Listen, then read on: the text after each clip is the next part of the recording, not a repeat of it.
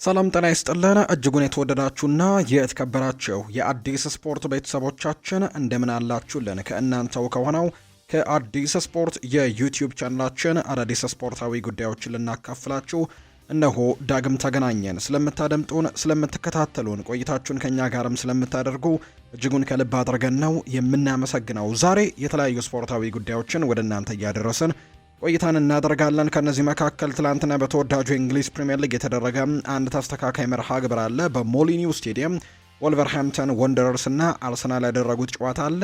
እሱን ጨዋታ በተመለከተም ሰፊ ጉዳዮችን እናነሳለን።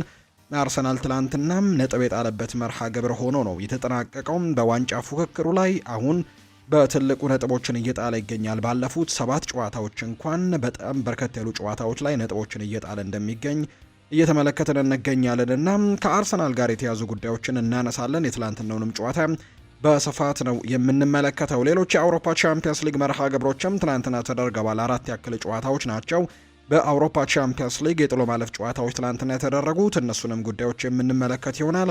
በሌሎችም ሊጎች መርሃ ግብሮች ነበሩ፣ እነሱንም እናነሳለን። ከዛ ውጪ ክለቦችን የተመለከቱ ስፖርታዊ ጉዳዮችንም እያነሳን ቆይታን የምናደርግ ነው የሚሆነው። ፉአድ ባህሩ የዛሬውን ፕሮግራም እየመራው ከእናንተ ጋር ቆይታን አደርጋለሁ። እናንተም ቪዲዮአችንን ላይክ፣ ቻናላችንን ሰብስክራይብ እያደረጋችሁም ቆይታችሁን ከኛ ጋር እንድታደርጉ የአክብሮት ግብዣችን ነው። ከመሸጋገሪያ በኋላ በድጋሚ ተመልሰን መጣለን። ሀሳብ አስተያየቶቻችሁን ጻፉልን ውድ ቤተሰቦቻችን። ከክለቦቻቸው ጋር በተያዘም ልጽፉልን ትችላላችሁ። ከዛ ውጪ ደግሞ ከፕሪሚየር ሊግ የዋንጫ ፉክክር ጋር አያይዛችሁ ያላችሁን ሀሳብም እንዲሁ ልታጋሩን ትችላላችሁ። ትላንትና አርሰናል ነጥብ መጣሉን ተከትሎ አሁን ላይ ያለው የነጥብ ልዩነት ወደ 5 ከፍ ብሏል። ነገር ግን ማንቸስተር ሲቲ አንድ ቀሪ ጨዋታ ይቀርባል። እሱን ማሸነፍ የሚችል ከሆነ የነጥብ ልዩነቱ ወደ 2 ይጠባልና በዋንጫ ፉክክሩ ላይ ምን አይነት ሀሳብ አላችሁ? ዘንድሮ አርሰናል ዋንጫውን ያሳካል ወይስ ማንቸስተር ሲቲ የሚለውን ግምቶቻችሁንም ኮሜንት ቦክስ ላይ ልታጋሩን ትችላላችሁ። እንገናኛለን። ከመሸጋገሪያ በኋላ አብራችሁኝ ነው።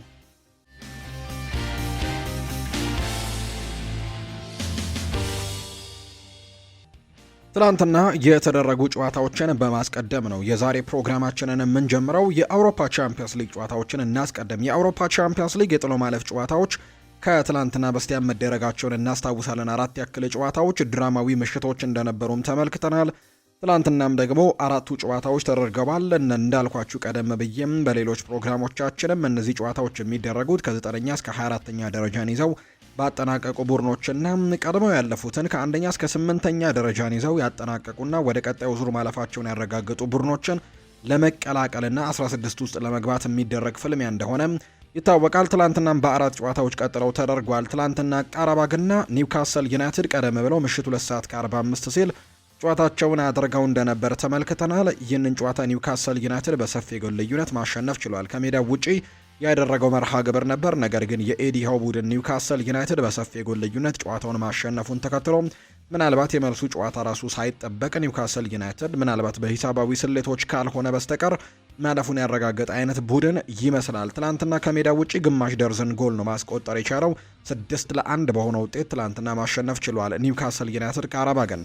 በትላንትናው ጨዋታ ላይ አንቶኒ ጎርደን 4 ግቦችን በጨዋታው ላይ ማስቆጠር የቻለ ተጫዋች ነው። ከነዚህ መካከል በፍጹም ቅጣት ምት ያስቆጠራቸው 2 ጎሎች እንዳሉም ጭምር ተመልክተናል። ሌላኛው ማሊክ ቲያው እና ጃኮብ መርፊ ሌሎቹን ቀሪ ግቦች ያስቆጠሩ ናቸው። አንቶኒ ጎርደን በዚህ ውድድር ዓመት በርከት ያሉ የአውሮፓ ቻምፒየንስ ሊግ ግቦችን እያስቆጠረ የሚገኝ አይነት ተጫዋች ነው። አንቶኒ ጎርደን በውድድር ዓመቱ 10ኛ የቻምፒየንስ ሊግ ጎሉን ነው ለኒውካስል ዩናይትድ ማስቆጠር የቻለው። በኒውካስል ዩናይትድ በአንድ የውድድር ዓመት በርከት ያሉ የአውሮፓ ቻምፒየንስ ሊግ ጎሎችን አስቆጥሮ ሪከርዱን ያዘው የነበረው አለን ሺረር እንደነበር እናስታውሳለን። ይህ ተጫዋች እንግዲህ የኒውካስል ዩናይትድም ከፍተኛ ግብ አስቆጣሪ ከዛ ውጪ የፕሪሚየር ሊጉም ከፍተኛ ግብ አስቆጣሪ እንደሆነ ይታወቃል። አንቶኒ ጎርደን ትላንትና ያንን ሪከርድ ነው መስበር የቻለው። ማለትም በአንድ ሲዝን በአውሮፓ ቻምፒየንስ ሊግ ለኒውካስል በርከት ያሉ ጎሎችን በማስቆጠር አለን ሺረር 6 ግቦችን ነበር ያስቆጠረው። ከዛ ውጪ ግን አምናም እንዲሁ የኒውካስል ዩናይትድ አሁንም ተጫዋች የሆነው ሃርቬ ባርንስ 5 ግቦችን አስቆጥሮ ነበር። ነገር ግን አንቶኒ ጎርደን ዘንድሮ 10ኛ የቻምፒየንስ ሊግ ጎሉን ነው ማስቆጠር የቻለበትን አጋጣሚ የተመለከት ነው። የሁለቱ ክለቦች የመልስ ጨዋታ በሚቀጥለው ሳምንት ይደረጋል። ኒውካስል ግን በትላንትናው ጨዋታ ከሜዳ ውጪ 6-1 ማሸነፉን ተከትሎ የሴም ጄምስስ ፓርኩን ጨዋታ ቀለል አድርጎ ያደርጋል ተብሎ ነው የሚጠበቀው። ሌሎች መርሃ ግብሮችም ነበሩ። ትላንትና ከተደረጉ ጨዋታዎች መካከል ኢንተር ሚላን ያልተጠበቀ ሽንፈት ትላንትና ገጥሞታል። እርግጥ ነው ከሜዳ ውጭ የተደረገ መርሃ ግብር ነው። ነገር ግን በቦዶ ግሊምት 3-1 በሆነ ውጤት ነው የተደረገው። በአስፓየር ስቴዲየም የተደረገ ጨዋታ ነው ይሄ በቦዶ ግሊምት የተደረገ መርሃ ግብር ነው። ጥቂት ደጋፊዎችን ብቻ በሚይዘው ስቴዲየም በተደረገው ጨዋታ ቦዶ ግሊምት 3-1 በሆነ ውጤት ነው ማሸነፍ የቻለው።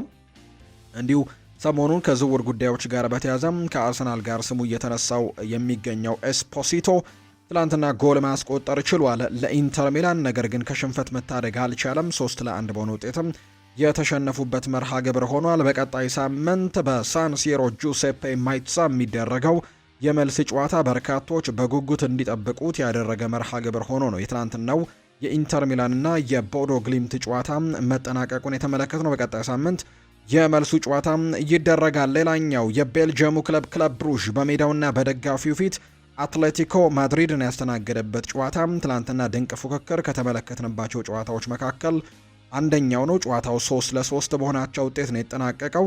ቀደም ብሎ ጎሎችን ማስቆጠር የቻሉት አትሌቲኮ ማድሪዶች ነበሩ። 8ኛው ደቂቃ ላይ በፍጹም ቅጣት ምት አርጀንቲናዊው ሁሊያን አልቫሬስ እንዲህ የመጀመሪያው 45 ሊጠናቀቅ ጥቂት ሰከንዶች ብቻ ሲቀሩት አዲሱ ፈራሚ ናይጄሪያዊው አዶሜላ ሎክመን ግቦቹን አስቆጥረው 2-0 እየመሩ ነው አትሌቲኮ ማድሪድ የመጀመሪያውን 45 የጨዋታ ክፍለ ጊዜ ያጠናቀቁት። ነገር ግን 52ኛውና 60ኛው ደቂቃ ላይ ክለብ ብሩዦች ባስቆጠሩት ጎል እንዲሁ ደግሞ አቻ መሆን የቻሉበትን አጋጣሚ ተመልክተናል። 79ኛው ደቂቃ ላይ በድጋሚ አትሌቲኮ ማድሪዶች መሪ ሆኑ።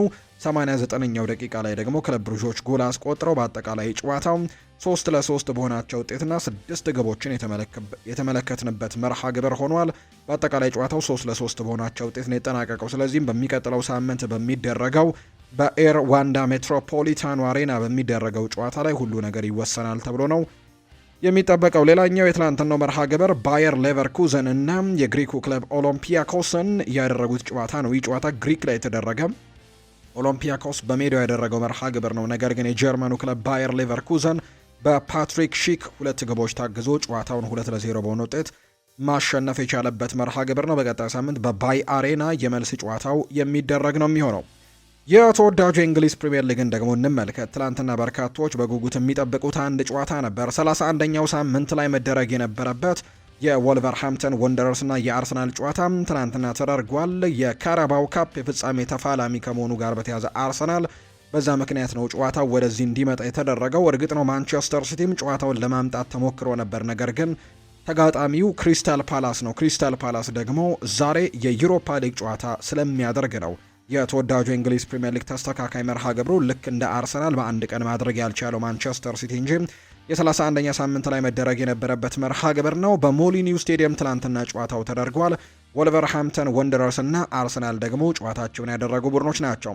አርሰናል በሊጉ ሁለቱ በጣም ተቃራኒ የሚባል አይነት ቦታ ላይ ያሉ ቡድኖች ናቸው። አርሰናል የሊጉ የመጀመሪያውን ስፍራ ወይም ቀዳሚው ስፍራ ላይ የተቀመጠ ቡድን ነው። አናት ላይ የተቀመጠ ቡድን ነው። በአንጻሩ ወልቨርሃምፕተን ወንደረርስ ደግሞ በዚህ ውድድር ዓመት መውረዳቸውን ምናልባት በሂሳባዊ ካልኩሌሽን ካልሆነ በስተቀር ወይም ደግሞ ሂሳቡ በቁጥሮቹን ስንደማምር ምናልባት የመትረፍ ዕድል ይኖረዋል በቁጥራዊ ሂሳቦች ካልሆነ በስተቀር በውጤት ደረጃ ግን እያመጣ ከሚገኘው ውጤትም አንጻር ወራጅ መሆኑ የተረጋገጠ አይነት ቡድን ይመስላል ወልቨርሃምፕተን ወንደረርስ። ይህንን ደግሞ የሚያሳየው ተጫዋቾቹ ጭምር ያንን ማመናቸው ነው ወይም ደግሞ እንደሚወርዱ እንደሚያምኑ ጭምር ነው። ለምሳሌ ትናንትና ጨዋታው ከመጀመሩ በፊት ፖርቱጋላዊው ግብ ጠባቂ የሆነው ሆሴሳ አንድ ሀሳብን ሰጥቷል። አላማችን አሁን ላይ ላለመውረድ አይደለም የምንጫወተው፣ እኛ በጥሩ ውጤት ለመውረድ ነው ወይም ደግሞ በጣም መጥፎ የሚባል ውጤትን ይዘን ላለመውረድ ነው የምንታገለው እንጂ በጭራሹኑ መውረዳችን የተረጋገጠ ጉዳይ ነው ሲልም ጭምር ተናግሯል። የወልበሱ ግብ ጠባቂ ሆሴሳ ቡድናቸው መጥፎ ውጤት ይዞ ላለመውረድ እንደሚፋለም ነው የተናገረው።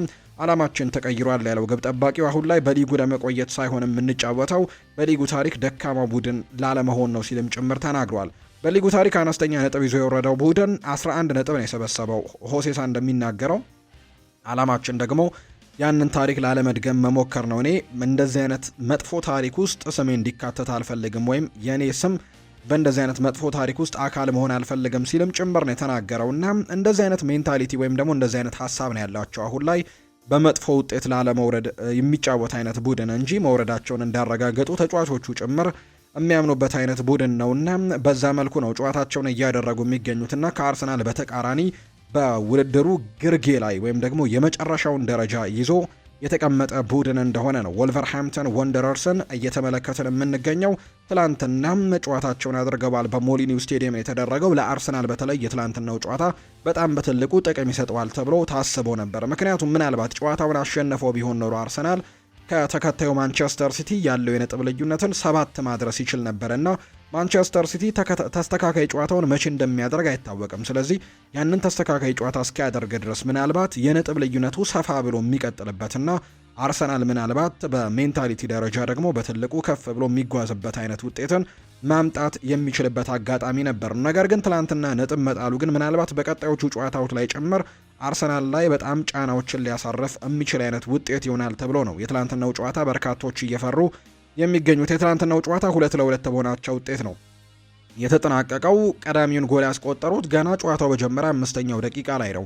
ቡካዮ ሳካም ከዴክላን ራይስ የተሻገረለትን ኳስ ማስቆጠር የቻለው ሳካ ጎል ሲያስቆጠር ከ15 አካባቢ ጨዋታዎች በኋላ ለመጀመሪያ ጊዜ እንደሆነ በፕሪሚየር ሊጉ እየተገለጸ ይገኛል። በርከት ካሉ ጨዋታዎች በኋላ ነው ትናንትና ጎል ማስቆጠር የቻለው። ከዛ ውጪ ፒዮሮ ሂንካፒዬ 56ኛው ደቂቃ ላይ በድጋሚ ጎል አስቆጥሮ ጨዋታውን 2-0 መሪነት ከፍ አድርጎት ነበር። ነገር ግን ሁጎ ቡዌኖ 61ኛው ደቂቃና ጨዋታው ሊጠናቀቅ ሽርፍራፊ ሰከንዶች ሲቀሩት ኢዶዚ የመታውን ኳስ ሪካርዶ ካላፊዮሪ በርግጥ ለመመለስ በሚሞክርበት ሰዓት ላይ ነው ራሱ ላይ ኳስና መረብን ያገናኘው 94ኛው ደቂቃ ላይ እና ጨዋታው በዚህ መልኩ 2-2 በሆናቸው ውጤት ተጠናቋል። ለአርሰናል እጅግ በጣም አስከፊ ውጤት እንደሆነ ነው እየተመለከትን የምንገኘው። እርግጥ ነው ባለፉት ጥቂት ሳምንታት በጣም በትልቁ ነጥቦችን እየጣሉ የሚገኙበት ሳምንታቶችን እየተመለከትን እንገኛለን። በኋላ ላይ በሰፊው የምናነሳ ነው የሚሆነው። ወልቨርሃምፕተን ወንደረርስ ትናንትና ነጥብ ማግኘቱን ተከትሎ ለመጀመሪያ ጊዜ በዚህ ውድድር ዓመት በ27 ጨዋታዎች በኋላ ነው ወይም ከ27 ጨዋታዎች በኋላ ነው ደብል ዲጂት ቁጥር ላይ የደረሰው። ትናንትና አንድ ነጥብ ማግኘቱን ተከትሎ በአጠቃላይ የሰበሰባቸውን ነጥቦች 10 ማድረስ የቻለበትን አጋጣሚ የተመለከት ነው። አሁንም በ27ቱ ጨዋታዎች ማሳካት የተቻለው አንድ ድል ብቻ ነው። ከዛ ውጪ ምንም አይነት ድል ማምጣት ያልቻለ ቡድን እንደሆነ እየተመለከትን እንገኛለንና ለአርሰናል እጅግ በጣም አስከፊ ምሽት ነበር ብሎ ማንሳት ይቻላል። ይሄ ቡድን አምናም ካቻ አምናም እንዲሁ ሁለተኛ ደረጃን ይዞ ሲያጠናቅቅ በተለይ በትልቁ የሚነሳበት አንድ ጉዳይ ነበር። ተጫዋቾች የስኳድ ጥበት በጉዳት ምክንያት እንግዲህ ተጫዋቾችን በሚያጣበት ጊዜ የሚተካቸው አይነት ተጫዋቾችን እንደሚያጣም ይታወስ ነበር። ከዛ ውጪ ደግሞ ቲፒካል ነምበር 9 የምንለው ወይም ደግሞ 9 ቁጥር ትክክለኛ ተጫዋች አልነበራቸውም የሚል አይነት ሀሳቦች ይነሱ ነበር። ነገር ግን ዘንድሮ ያንን ነገር በሙሉ ተቀርፎለታል። አውሮፓ ላይ ከሚገኙ ምርጥ ስብስቦች መካከል አንደኛው ነው የአርሰናል ስብስብ። አሁን ላይ በፕሪሚየር ሊግ ብቻ ሳይሆን ዓለም ላይ ከምናነሳቸው ድንቅ ጥንካሬ ካላቸው የተከላካይ ክፍሎች መካከል መገንባት የቻለው በግንባር ቀደምትነት እናንሳ ከተባለ ማንሳት የምንችለው የአርሰናልን የተከላካይ ክፍል ነው። ከዛ ውጪ ደግሞ ሌላኛው ልናነሳው የምንችለው ደግሞ በአማካይ ስፍራ ላይ ዴክላን ራይስ በዚህ ሰዓት ዓለማችን ላይ አሉ ከሚባሉ የአማካይ ስፍራ ተጫዋቾች መካከል አንደኛው ነው። በርካቶችም የሚያደንቁት አይነት ተጫዋች እንደሆነ ይታወቃል። ከዛ ውጪ በትላንትናው ጨዋታ ላይ እርግጥ ነው ማርቲን ኦዴጋርድ አልነበረም፣ ነገር ግን በክሬቲቪቲው የሚታወቅ አይነት ተጫዋች እንደሆነ ይታወቃል። አምና በነበረው የውድድር ዓመት ላይ በርከት ያሉ ግቦችን በአውሮፓ እንደ ቪክተር ዮኬሬሽ ያስቆጠረ አይነት ተጫዋች አልነበረም። ዘንድሮ ግን ጥሩ የሚባሉ ጊዜዎችን ማሳለፍ አልቻለም። ነገር ግን አርሰናል ይህንን የመሰለ ድንቅ ስብስብ ነው ዘንድሮ ይዞ ውድድሩን የጀመረው 8 ያክል ፊርማዎችን በክረምቱ አድርጓልና ስኳዱን በትልቁ ያሰፋበት የሚነሱበትን ክፍተቶች በሙሉ የቀረፈበት አይነት የዝውውር መስኮትን አሳልፎ ነው የመጣውና በትልቁ አሁን ላይ ከስኳድ ዴብዝ በተጨማሪ የሚነሳበት በትልቁ ጥያቄ የሜንታሊቲ ጉዳይ እንደሆነ ነው በርካቶች የሚያነሱት። በተለይ ይሄ ቡድን ዋንጫዎችን በጣም እየተቃረቡ በሚመጡበት ጊዜ ላይ እንደ አምናው እንደ ካቻምናው ሁሉ አይናፋር የሚሆን አይነት ቡድን እንደሆነ ዘንድሮም በድጋሚ ያንን ነገር እያሳየ እንደሚገኝና ወደ መጨረሻዎቹ እየተቃረበ ባለበት ሰዓት ያንን ነገር ሊደግመው እንደሚችል የሚያሳዩ አይነት ፍንጮች ነው ትላንትና እያስመለከተ የሚገኘው። እርግጥ ነው አሁንም ቢሆን በፕሪሚየር ሊጉ መሪ መሆናቸውን መርሳት የለብንም። አሁንም የፕሪሚየር ሊጉ መሪ ነው አርሰናል። ምንም እንኳን 5 ነጥብ ልዩነት ነው አሁን ላይ ያለው። ማንቸስተር ሲቲ ቀሪ ጨዋታውን ማሸነፍ ቢችል እንኳን የ2 ነጥብ ልዩነት አሁንም በአርሰናል እጅ ላይ ይኖራል። በቀጣዮቹ ጨዋታዎችንም የራሱን ውጤት በራሱ መወሰን የሚችል አይነት ቡድን ነው። ነገር ግን ወደ መጨረሻዎቹ እየተቃረበ በሚመጣበት ሰዓት የአምናና የካቻምናው አይነት መንገድ አሁንም በአርሰናል በኩል እየተመለከተን እንገኛለን። እናም ለአሰልጣኝ ሚኬል አርቴታ ይህን ነገር በትልቁ መቅረፍ እንዳለበት ጭምር ነው እየተነገረም የሚገኘው። ባለፉት ጨዋታዎች ላይ ጨዋታዎችን እየመሩ ወደ መጨረሻዎቹ አካባቢ ላይ ደግሞ ያንን ነጥብ ለማስጠበቅ ወይም ደግሞ ያንን ግብ ለማስጠበቅ የሚያደርጉት ጌም ማኔጅመንት ደግሞ በትልቁ ጥያቄ እየተነሳበት እንደሚገኝ ጭምር ነው አሁንም እየተገለጸ የሚገኘው። ቢሆንም ግን አርሰናል አሁንም ቢሆን ዋንጫውን የማሸነፍ አሁንም ትልቅ እድል እንዳለው በርካቶች ያነሳሉ። ምክንያቱም አሁንም የሊጉ መሪ ነው። ከዛ ውጪ አሁንም የነጥብ ልዩነቱ በራሱ እጅ ላይ ያለ ነው እና ቀጣይ ጨዋታዎችን አሁንም ማሸነፍ የሚችል ከሆነ በትልቁ የራሱን ውጤት በራሱ መወሰን የሚችል አይነት ቡድን ይሆናልና በቀጣይ እነዚህን ክፍተቶች አርሞ ለመምጣትም በትልቁ እንቅስቃሴ ያደርጋል ተብሎ ይታሰባል። ወልቨርሃምፕተን ወንደረርስ ግን በትናንትናው ጨዋታ ላይ 1 ነጥብ ማግኘታቸው በተለይ ሆሴሳ እንዳለው መጥፎ ሪከርድን ይዘው ከፕሪሚየር ሊጉ ለመውረድ በሚያደርጉት ትግል ላይ በትልቁ ጥቅም ይሰጣቸዋል ተብሎ ይታሰባል። በመጀመሪያው ዙርም በኤምሬትስ ስቴዲየም በተደረገው ጨዋታ ወልቨርሃምፕተን ወንደረርስ እንዲሁ አርሰናልን በጣም ፈትኖት እንደነበር ይታወሳል። ያኔም 3 ግቦች ነበሩ በጨዋታው ላይ በአጠቃላይ የተቆጠሩት። አርሰናል 2-1 ነበር በኤምሬትስ ስቴዲየም ወልቨርሃምፕተን ወንደረርስን በመጀመሪያው ዙር ያሸነፈው። 3ቱም ግቦች ደግሞ በወልቭስ ተጫዋቾች የተቆጠሩ ነበሩ። 2ቱ ኦውን ጎሎች እንደነበሩ የምናስታውሳቸው ነውና በትናንትናው ጨዋታ እንዲሁ አርሰናል በወልቨርሃምፕተን ወንደረርስ እጅግ የተፈተነበት ምሽት ነበር ብሎ ማንሳት ይቻላል። ሳካና ሂንካፒዬ ናቸው ግቦቹን ያስቆጠሩት። ሂንካፒዬ የመጀመሪያ ጎሉን ነው ለአርሰናል በፕሪሚየር ሊጉ ማስቆጠር የቻለበትን አጋጣሚም የተመለከት ነው። ፔሮ ሂንካፒዬ የመጀመሪያ የፕሪሚየር ሊግ ጎሉን ማስቆጠር ችሏል። በትላንትናው ጨዋታ ላይ አርሰናል አሁንም 58 ነጥቦችን በመሰብሰብ ፕሪሚየር ሊጉን እየመራ ነው። በሳምንቱ መጨረሻ ደግሞ በጣም ተጠባቂ ጨዋታው ይደረጋል ከቶትንሃም ጋር የሰሜን ለንደን ደርቢ ጨዋታውን የሚያደርግ ይሆናል። ኢጎር ቱዶር ከዚህ ጨዋታ በፊት የተለያዩ ነገሮችን እያነሱ ይገኛሉ።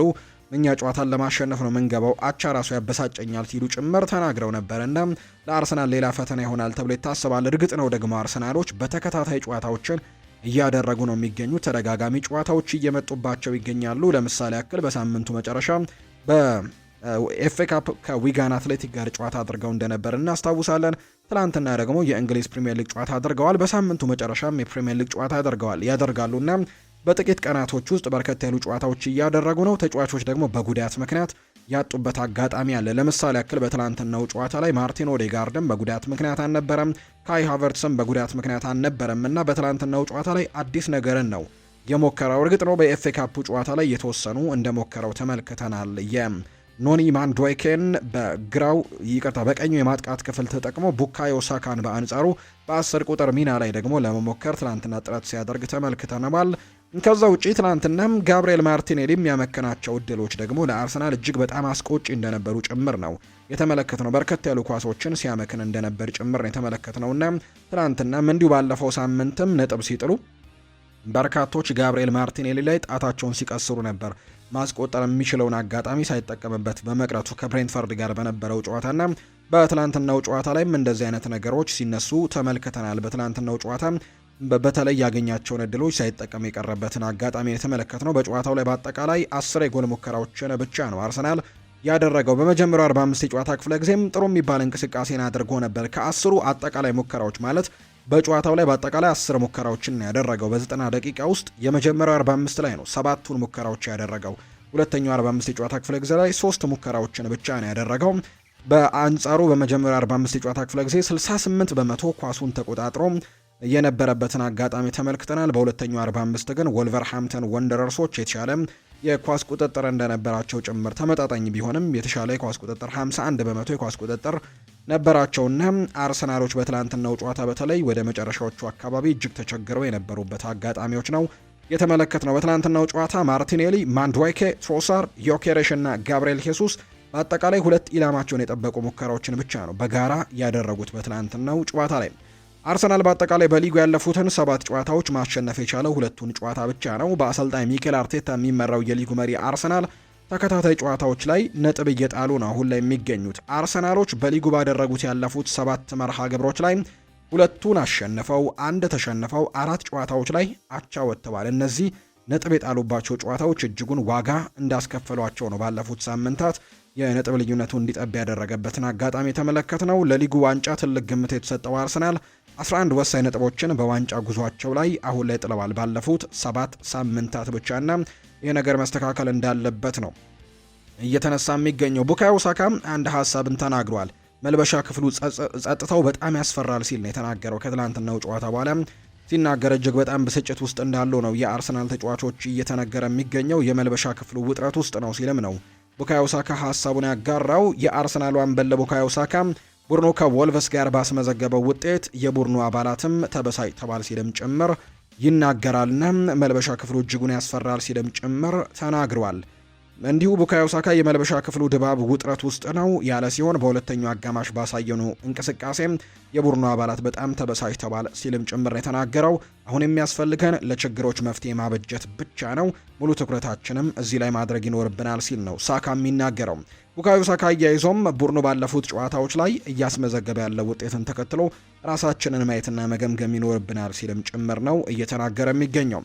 ሌላኛው ሚኬል አርቴታ የተናገረው ሀሳብ ነው። ሁላችንም በጣም ስሜታችን ተጎድቷል ሲልም ነው የተናገረው። ውጤቱን መቀበል ያስፈልጋል ግን በመጨረሻም ሲል ነው አርቴታ የተናገረው። የአርሰናሉ አሰልጣኝ ነው ሚኬል አርቴታ ከወልቭስ ጨዋታ መጠናቀቅ በኋላ በሰጠው አስተያየትም በጣም አዝነናል ሲል ነው የተደመጠው። ውጤቱን መቀበል ያስፈልጋል ያሉት አሰልጣኝ ሚኬል አርቴታ ይገባናል የሚል ምላሽ ሰጥተዋል።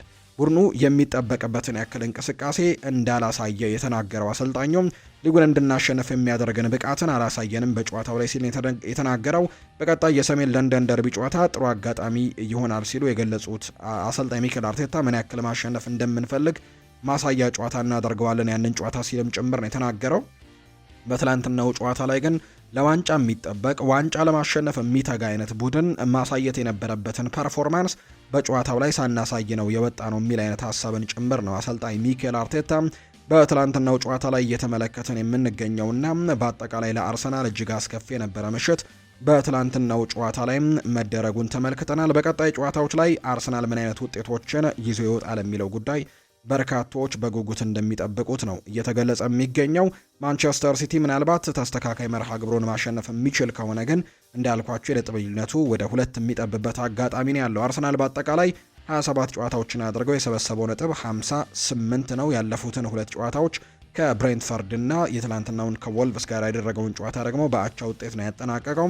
በአንጻሩ ማንቸስተር ሲቲ አንድ ተስተካካይ መርሃ ግብር እየቀረው በ26 ጨዋታዎች የሰበሰበው ነጥብ 53 ነው። በቀጣይ ማሸነፍ የሚችል ከሆነ ነጥቡን 56 ማድረግ ይችላል እና 2 ነጥብ ልዩነት በማዕከላቸው እንዲኖር ማድረግ ይችላል። ዋንጫ ፉክክሩ ላይ አሁንም በትልቁ በቀጣዮቹ ሳምንታት እንዲጠበቅ ያደረገ አይነት መርሃ ግብሮች ይኖራሉ ተብሎ ይታሰባል። ማንቸስተር ሲቲ ከኒውካስል ዩናይትድ ጋር ጨዋታውን ያደርጋል። አርሰናል በአንጻሩ ከሰሜን ለንደን ተቀናቃኙ ቶትንሃም ሆትስፐርስ ጋር የሚያደርጉት ጨዋታ በቀጣይ የሚጠበቅ መርሃ ግብር ይሆናል ተብሎ ይታሰባል። ሌላኛው በጣሊያን ሴሪኤም የተደረገው መርሃ ግብር ነው። ትላንትና ሲጠበቅ የነበረ አንድ መርሃ ግብር ተደርጓል። በጣሊያን ሴሪኤም የተደረገ ጨዋታ ኤሲ ሚላን በሜዳው ሳንሲሮ ጁሴፔ ማይትሳ ከኮሞ ጋር ከሴስ ፋብሬጋሱ ቡድን ጋር ያደረገው ጨዋታ ነው። ትናንትና በጉጉት የሚጠበቅ አይነት ጨዋታ እንደነበር ተመልክተናል። ምክንያቱም ኤሲ ሚላኖች ባለፉት 23 ጨዋታዎች ላይ ምንም አይነት ሽንፈት ያልገጠመው ቡድን እንደሆነ ነው እየተመለከትን የምንገኘው። የሴስ ፋብሬጋሱ ቡድን ኮሞም እንዲሁ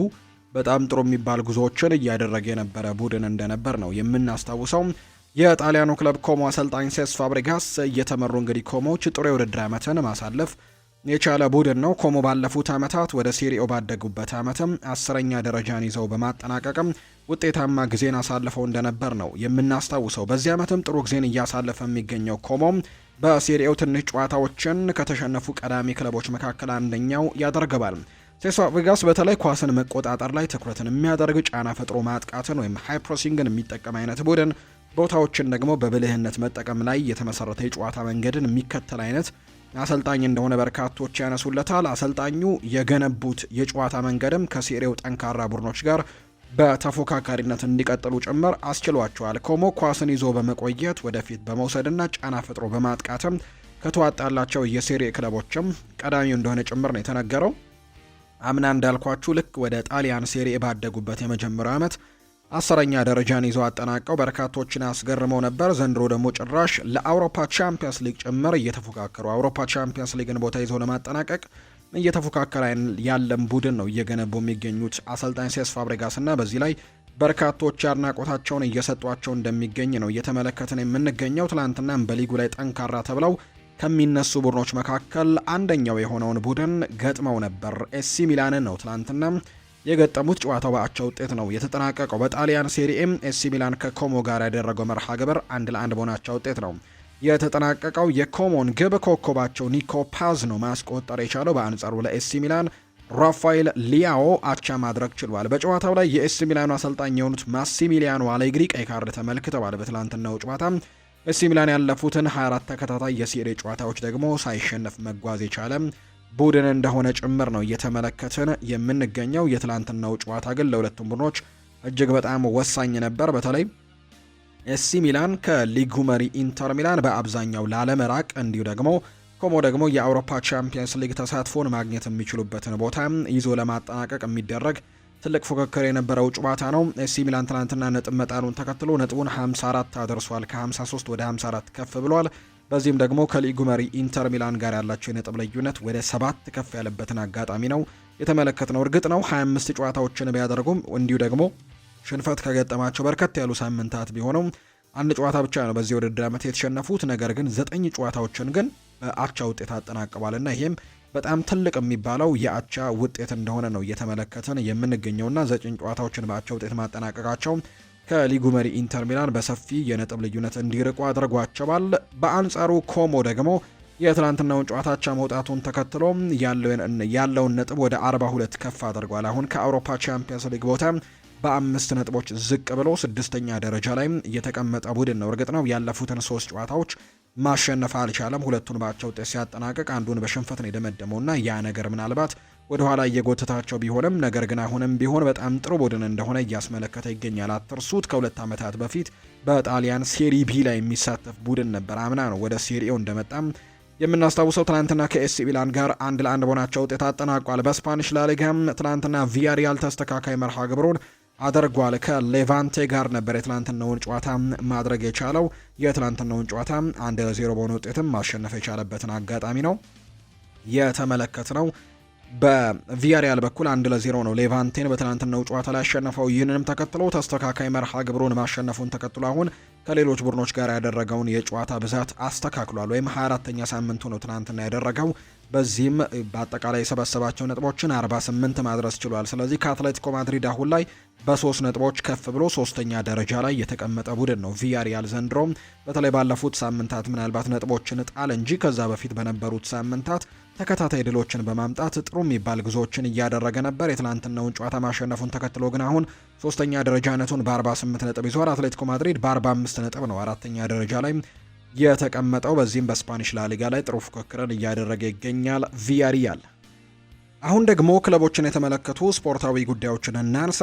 የማንቸስተር ዩናይትድ ጉዳዮችን ወደ እናንተ እናደርስ። ውድ ቤተሰቦቻችን ብሩኖ ፈርናንዴዝ ባለፈው ክረምት ከማንቸስተር ዩናይትድ ለመልቀቅ አማራጮችን ሲመለከት ነበር ብሏል። ክሪስ ዊለር ነው ይህንን መረጃ ያጋራው። ትኩረቱም ከሳዑዲ ፕሮ ሊግ ክለቦች ይልቅ በአውሮፓ መቆየትና በአውሮፓ 5ቱ ታላላቅ ሊጎች ላይ ክለቦችን መፈለግ እንደነበር ጭምር ነው የተነገረውና ብሩኖ አምናም ከክለቡ ሊለያይ እንደሚችል ሲነገር እንደነበር እናስታውሳለን። በሚቀጥለው ክረምትም የብሩኖ ፈርናንዴስ ሁኔታ እስካሁን እልባት ያገኘ ጉዳይ እንዳልሆነ ነው በርካቶች የሚያነሱት። በሚቀጥለው ክረምት በተለይ ከዓለም ዋንጫ በኋላ በትልቁ ውሳኔ ይሰጣል ተብሎ ይታሰባል። ነገር ግን አሁን ላይ በክለቡ ደስተኛ እንደሆነ እየተገለጸ ነው የሚገኘው።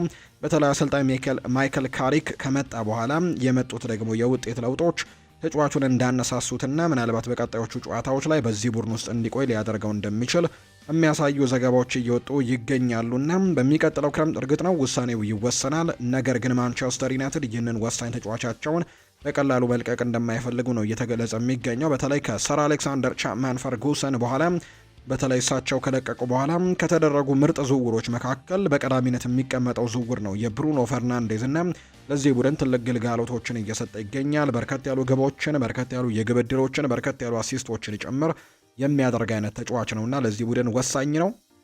ስለዚህ ማንቸስተር ዩናይትድ ይህንን ተጫዋች ማቆየትን ምርጫው ያደርጋል ተብሎ ይታሰባል። ነገር ግን ሁሉም ውሳኔ በሚቀጥለው ክረምት ላይ ይሰጣል ተብሎ እንደሚጠበቅ ነው ክሪስ ዊለር መረጃውን እያጋራ የሚገኘው።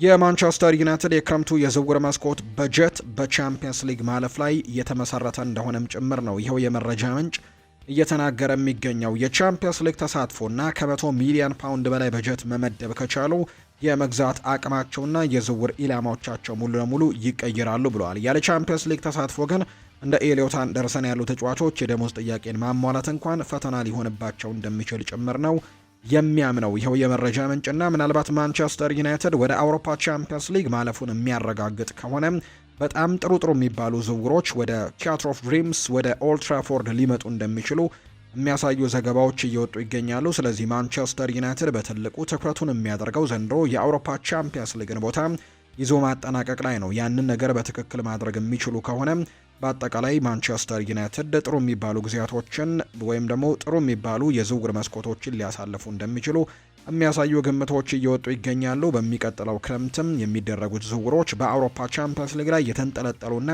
የበጀቱም የሚመደበው በዛ ነገር ላይ የተንጠለጠለ እንደሆነ ነው ክሪስ ዊለር መረጃውን ያጋራው። ማንቸስተር ዩናይትድ እና ኮቢ ማይኖ እስካሁን በአዲስ ውል ላይ ስምምነት ላይ እንዳልደረሱ ነው የተነገረው። በክለቡ ያለው ሁኔታ ግን በከፍተኛ ሁኔታ መሻሻሉ ጭምር ያሳያል። ተጫዋቹ በተለይ በአሰልጣኝ ሩበን አሞሪም ስር የጨዋታ ዕድሎችን ማጣቱን ተከትሎ ወደ ሌሎች ክለቦች በተለይ ወደ ጣሊያኑ ክለብ ናፖሊ ሊያመራ ከጫፍ የደረሰባቸው ጊዜያቶች እንደነበሩ እናስታውሳለን። ነገር ግን ከዝውውር መስኮቱ በፊት የአሰልጣኝ ሩበን አሞሪም መሰናበትና የማይክል ካሪክ ወደዚህ ቡድን መምጣት ግን የዚህን ተጫዋች ሁሉ ነገር የቀየረ አጋጣሚ ወይም ክስተት እንደነበር እናስታውሳለን። ተጫዋቹ በማንቸስተር ዩናይትድ መቆየትን ምርጫውን አድርጓል። ከዛ ውጪ ደግሞ አሁን ላይ በማንቸስተር ዩናይትድ ለረጅም ጊዜ የሚያቆየውን ኮንትራት ጭምር ሊፈርም የሚችልበት እድሉ እንዳለ ነው እየተገለጸ የሚገኘው። ጥሩ ድርድሮችን እያደረጉ ነው። በቀጣይ ጊዜያትም ኮንትራቱ ይፈርማል ተብሎ እንደሚታሰብ ጭምር ነው መረጃው የወጣው። እንግሊዛዊ ወጣት ኮቢ ማይኖ በክለቡ ለመቆየት ፍላጎት ያለው ሲሆን ክለቡም ደግሞ እሱን ለማቆየትም በተመሳሳይ ጉጉት ላይ ነው የሚገኙት። ፍላጎቱ በሁለቱም ወገኖች ዘንድ ካለ ደግሞ አብዛኛው ጊዜ ስምምነቱ የመሳካት እድሉ በጣም ሰፊ እንደሚሆን ጭምር ነው የሚነገረው። ለክለቡ የተለየ ፍቅር እንዳለው ይነገራል። ምክንያቱም ከዚህ በፊት ጭምር ከማንቸስተር ዩናይትድ ጋር ሊለያይ እንደሚችል በተነገረበት ወይም ደግሞ በጥር ተጫዋቾች የዝውውር መስኮት የመሰለፍ እድሎችን ማጣቱን ተከትሎ ምናልባት ወደ ሌሎች ክለቦች ያመራል ተብሎ በሚነገርበት ሰዓት ላይ እንኳን በቋሚነት ክለቡን መልቀቅ እንደማይፈልግ ሲናገር እንደነበር እናስታውሳለን። ከዛ ይልቅ ግን በውሰት ወደ ሌሎች ክለቦች አመርቶ አንድ ጊዜ ላይ ወደ ማንቸስተር ዩናይትድ መመለስን እንደሚፈልግ ሲነገር እንደነበር እናስታውሳለን። ስለዚህም ለዚህ ክለብ በትልቁ ፍላጎት እንዳለው ይነገራል። በሚቀጥሉት ጥቂት ጊዜያቶችም ኮንትራቱ ይፈረማል ተብሎ እንደሚታሰብ ጭምር ነው የተነገረው። የስፔኑ ክለብ ባርሰሎና ማርከስ ራሽፎርድን ከዚህ የውድድር ዘመን ማብቂያ በኋላ በቋሚነት በክለቡ ለማቆየትም ከፍተኛ የሆነ ፍላጎት እንዳለው ነው የተነገረው። ለዚህም ከክለቡ ደግሞ ከማንቸስተር ዩናይትድ ጋር በመደራደርም ቀደም ሲል ተስማምቶበት የነበረውን የ30 ሚሊዮን ዩሮ የግዢ አማራጭም ዋጋ ለማስቀነስም እቅድ እንዳለው ጭምር ነው የተነገረው። ሆኖም ግን ማንቸስተር ዩናይትዶች ይህንን የ30 ሚሊዮን ዩሮ ዋጋ በጭራሽ እንደማይቀንስና ሙሉ ለሙሉ እንዲከፈለው አጥብቆ እየጠየቀ ነው የሚገኘው። የተጫዋቹ የደሞዝ ክፍያም በሚቀጥሉት ወራት ከሁለቱ ክለቦች መካከል ዋነኛ የውይይት አጀንዳ ይሆናል ተብሎ ይጠበቃል። በተለይ ግን አሰልጣኝ ማይክል ካሪክ ወደዚህ ቡድን ከመጣ በኋላ ምናልባት በቋሚነት የመቀጠር እድሉን የሚያገኝ ከሆነ ይህንን ተጫዋች ማምጣት ፍላጎቱ እንደነበር ነው የሚነገረው። ነገር ግን ተጫዋቹ ወደ እንግሊዝ የመመለስ ፍላጎት የለውም። በአንጻሩ በዛው በስፔን በባርሴሎና ቤት መቆየትን ምርጫውን ያደርጋል ብሏል ፋብሪዚዮ ሮማኖ እና በቀጣይ ጊዜያት ግን በትልቁ ድርድር ይደረግበታል ተብሎ ነው የሚታሰበው። አሜሪካዊው ቢሊዮነር በዩናይትድ ያላቸውን ድርሻ አሳድገዋል። አሜሪካዊው ቢሊዮነር ሊአኖ ኩፐርማን በማንቸስተር ዩናይትድ ያላቸውን የአክሲዮን ድርሻ ማሳደጋቸውን የተነገረው ቢሊዮነሩ በአሁኑ ሰዓት የማንቸስተር ዩናይትድን 5.2 በመቶ አክሲዮን ባለድርሻ መሆናቸውን ዘ ኢንዲፔንደንት የተባለው የመረጃ ምንጭ ይፋ አድርጓል። የባለ ሀብቱ ድርሻ ደግሞ በዋጋ ሲለካ 50 ሚሊዮን ዶላር አካባቢ መሆኑን ነው መረጃዎች እየወጡ እንደሚገኙ ዘገባዎቹ የጠቆሙት። ሊቨርፑልን የተመለከቱ መረጃዎችን ደግሞ ወደ እናንተ እናደርስ። ከቫን ዳይክ የተሻልኩ ነኝ ብሏል ጆን ቴሪ ነው ይህንን ሀሳብ የሰጠው። የቀድሞ የቸልሲ ታሪካዊ ተከላካይ የነበረው ጆን ቴሪ አስቴቱን ሲናገር እኔ ከቨርጂል ቫን ዳይክ ጋር የተሻልኩ ነኝ ሲልም ጭምር የተናገረው። ከሊቨርፑሉ ተከላካይ ቨርጂል ቫን ዳይክ ጋር ስለመነጻጸሩ አስቴቱን እንዲሁ ሰጥቷል። በፕሪሚየር ሊጉ ታሪክ ተከላካይ ሆኖ ብዙ ግብ የማስቆጠሩን ሪከርድ የያዘው አንድ ሰው ነው፣ እሱም እኔ ነኝ ሲል ጆን ቴሪ ይናገራል። ስለዚህም እኔን ከሌሎች ተከላካዮች ጋር ማነጻጸር ተገቢ አይደለም ሲልም ጭምር ነው ሀሳቡን እየሰጠ የሚገኘው። በፕሪሚየር ሊጉ ብዙ ጎሎችን ያስቆጠርኩት እኔ ነኝ ሲልም ጭምር ነው ጆን ቴሪ እየተናገረ የሚገኘው።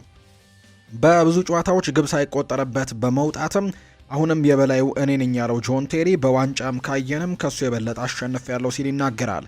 በእድሜ ረገድ እኔ በ34 ዓመቴ በእያንዳንዱ ደቂቃ ተሰልፌ በመጫወትም ፕሪሚየር ሊጉን አሸንፍ ያለው ሲል ነው ጆን ቴሪ የተናገረውና እኔ ከቨርጂል ቫን ዳይክም የተሻልኩ ተጫዋች ነኝ ሲልም ጭምር ነው ሀሳቡን እየሰጠ እንደሚገኝ መረጃዎች እየወጡ የሚገኙት።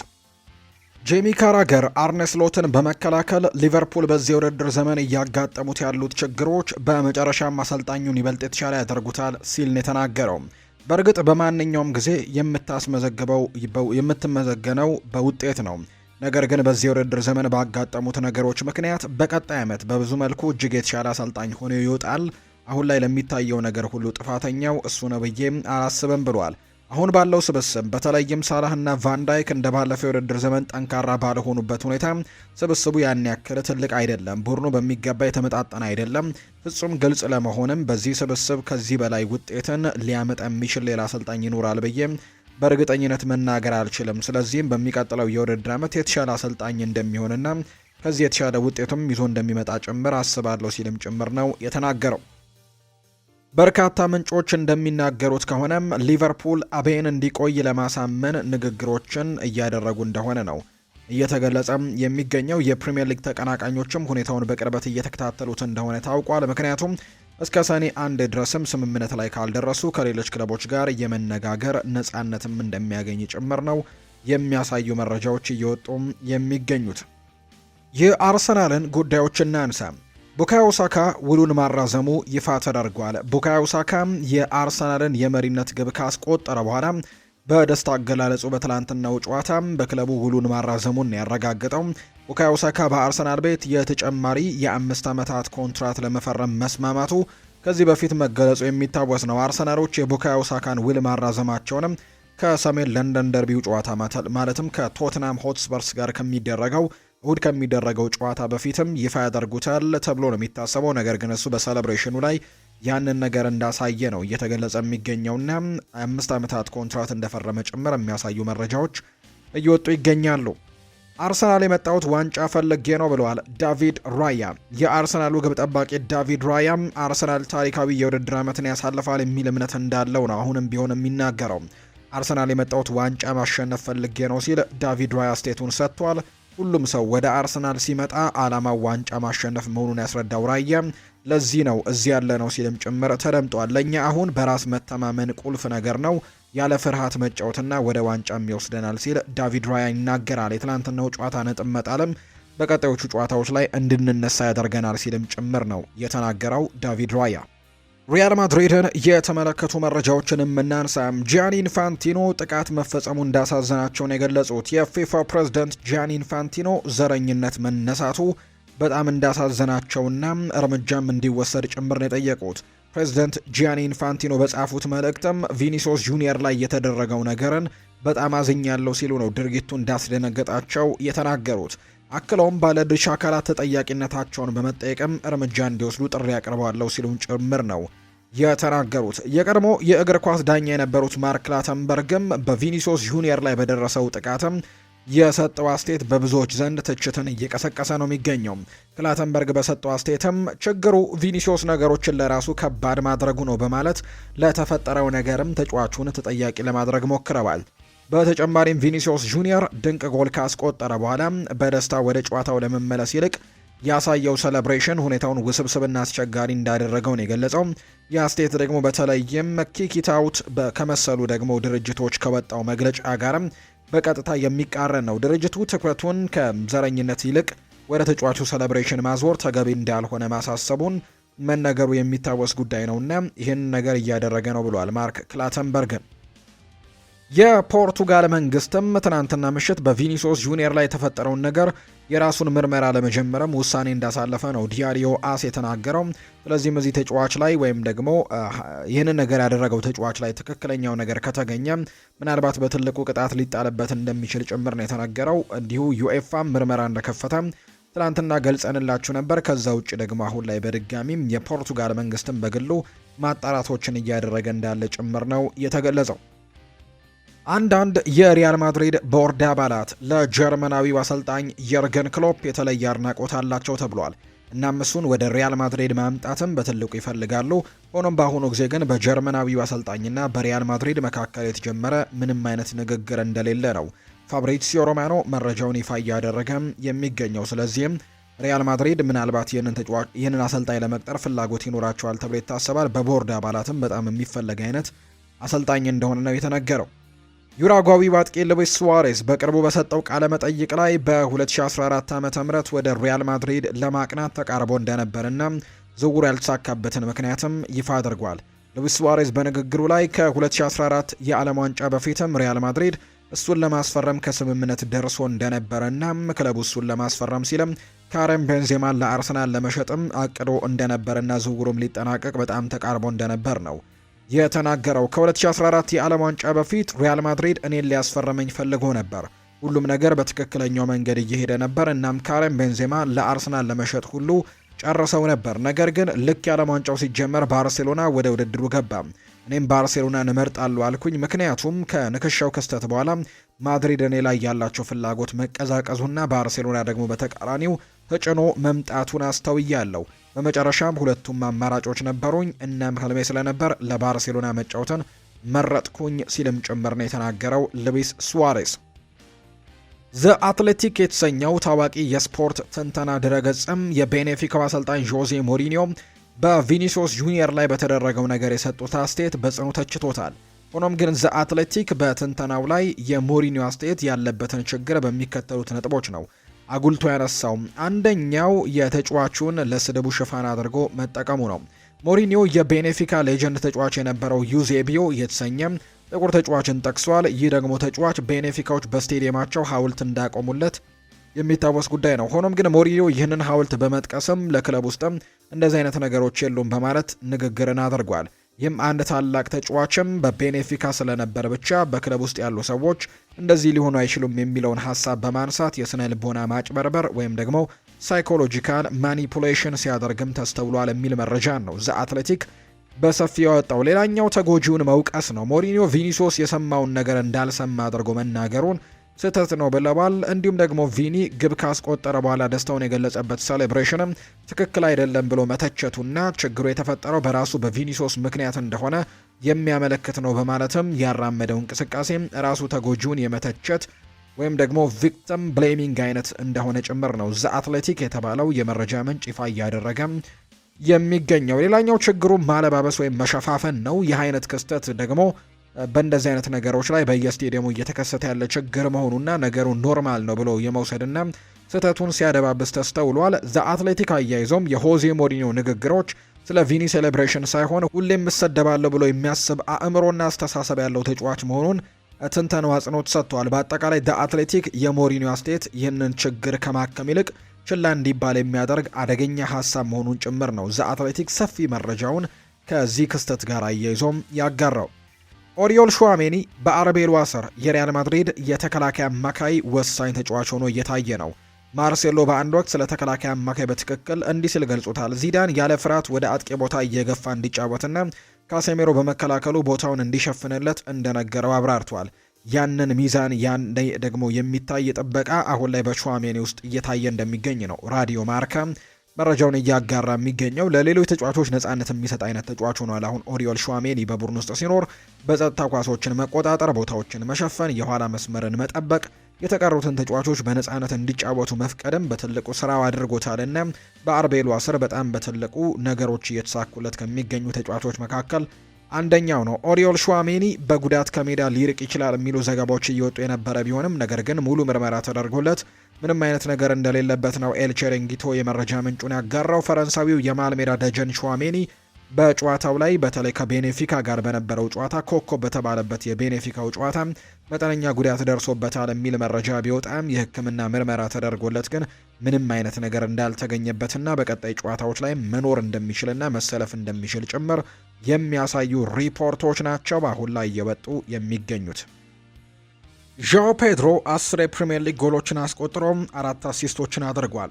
ይህም ደግሞ ከሁጎ ኤኪቲኬ ካደረገው 10 ጎሎችና 2 አሲስቶች የተሻለ ቁጥር እንደሆነ ማትላው ይናገራል።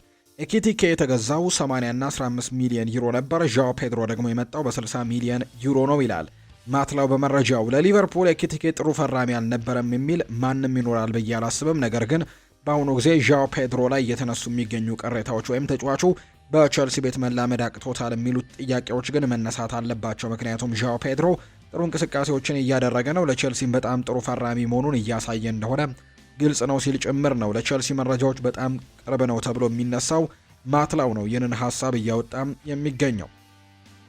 በውድድር ዘመኑ መጀመሪያ ላይ ጉዳት ደርሶብኝ ለ2 ወራትም ከሜዳ ውጪ ነበርኩኝ። ይህም ደግሞ ምንም ጥቅም አልሰጠኝም። ነገር ግን ለመመለስም ጠንክሬን የሰራሁበት በጣም አስፈላጊው ነገር በተቻለ መጠን ውጤታማ መሆንና ሁልጊዜም ዝግጁ መሆን ነው። እናም በትልቅ ክለብም ካለ ደግሞ ሁሉም ዝግጁ መሆን አለብህ። በብዙ ጨዋታዎች ላይ ለመሳተፍ ምርጡን ብቃቴ ለማቅረብና በቡድኑ ላይ የራስን አስተዋጽኦ ለማሳደር ሲልም በልምምድ ጊዜ ጠንክሬ እሰራለሁ ሲል ራያን አይት ኑሪ ነው ይህንን ሀሳብ የተናገረው።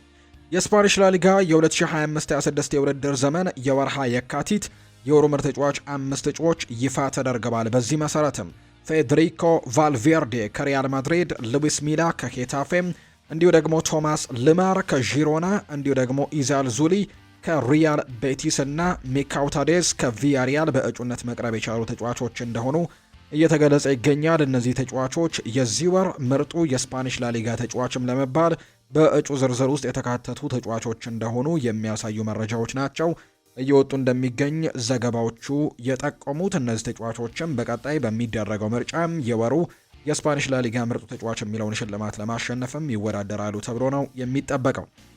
የተወደዳችሁና የተከበራችሁ ቤተሰቦቻችን ለዛሬ ያዝንላችሁ አዳዲስ ስፖርታዊ ጉዳዮቻችን እነዚህን ነው የሚመስሉት።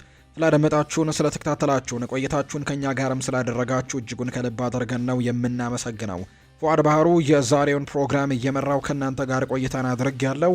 በቀጣይ ፕሮግራሞቻችን ሌሎች ስፖርታዊ ጉዳዮችን፣ ሌሎች አዳዲስ መረጃዎችን አካተን በስፋት የምንገናኝ ይሆናል። ስላደመጣችሁኝ፣ ስለተከታተላችሁኝ ቆይታችሁም ከኛ ጋር ስለነበር ከልብ አድርገን ነው የምናመሰግነው። በቀጣይ ፕሮግራሞቻችን በተለይም በምሽቱ በሚኖረው የስፖርት የመረጃ ሰዓታችን ሌሎች አዳዲስ ስፖርታዊ ጉዳዮችን፣ ሌሎች አዳዲስ መረጃዎችን አካተን በስፋት የምንገናኝ ይሆናል። ስላደመጣችሁኝ ከልብ አድርጌ ያመሰግናለሁ። መልካም ጊዜ፣ መልካም ቀንም እንዲሆንላችሁ ነው በአክብሮት የምመኘው።